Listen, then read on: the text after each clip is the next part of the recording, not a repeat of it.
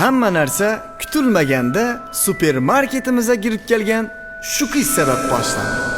Shampun, sovun отделdagi Farhod Shirinimni topdim. Menga guring ataman deb turgan yerinde Detski отделdagi Qo'chqor voy qizni ko'rib deb baraverdi. Meva отделdagi Botirang esa PUBG o'ynab yurgan vaqti qizga qarab PUBG'da kelishtiraman buni deb o'yinini davom etdi.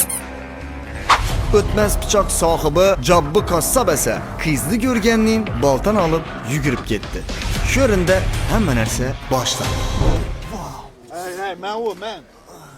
Asaballah, klientga o'zim qarayman. Ey! Nonni o'zing qaraysan? Klientga kerakman. Radnoy uylangansan-ku, o'zim qarayveraman. Men qarang, necha tutib uylangan bo'lsam. Toningni diklamasan, yana boshladingmi? Gal erkakchasina gaplashasanmi? Davay!